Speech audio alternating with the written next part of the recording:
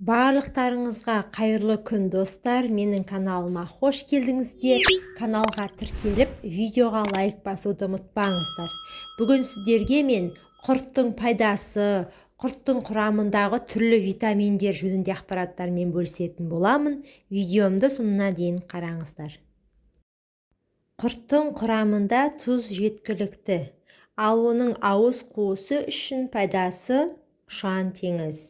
Күнделікті құрт жеп жүрген адамның ауыз қуысында ешқандай ауру болмайды.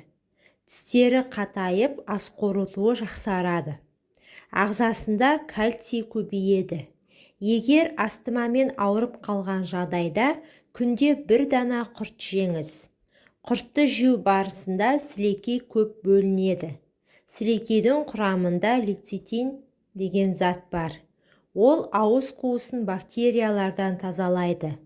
Ал құрттың құрамындағы тұз астманы жеңілдетуге өз әсерін тигізеді. Әрі құрттың арқасында ас қорытуы жақсарады. Құртты көп мөлшерде жесеңіз, қайта-қайта шөлдей бересіз. Нәтижесінде суды көбірек ішесіз.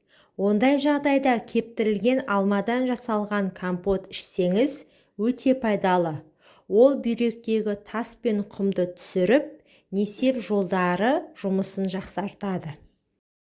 Әрине, құрттың тым ащысын таңдамаңыз. Мейлінше тұзы орташа, азырақ майлы болғаны жақсы. Құрт қазақ дастарханындағы ежелден келе жатқан ерекше тағам.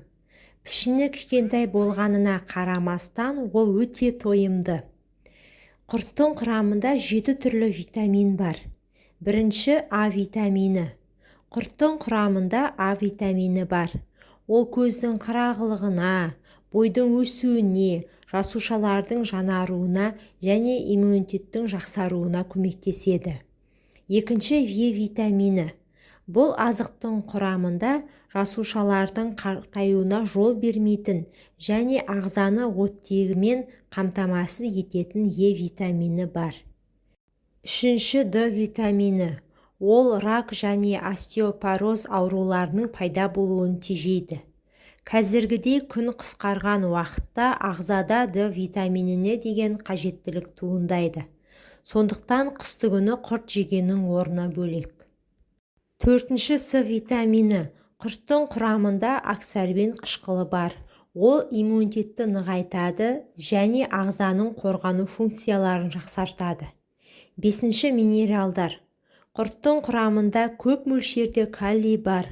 Ол сүйектің сыртқы қабатын қатайтады және зат алмасу үдерісін тездетеді. Сонымен қатар белсенді түрде коллагеннің қалыптасуына қатысады, ал коллаген теріні жасартады. Құрт керемет сергітетін құрал. Қан аздығында физикалық және психикалық жүктемелер кезінде жақсы көмектеседі. Алтыншы микрофлора. Құрт ішектің микрофлорасын қалпына келтіруге оң әсерін тигізеді. Жетінші құсуға қарсы құрал. Құрт құсуды басады, кейде оны толығымен тоқтата алады. Яғни құрт жүкті әйелдерге пайдалы деуге болады.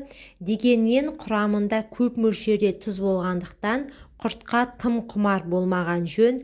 Бауыры немесе жүрек қан тамыр дерті мазалайтын адамдарға оны жеуге болмайды. Осы жағы естеріңізде болсын. Назарларыңызға рахмет.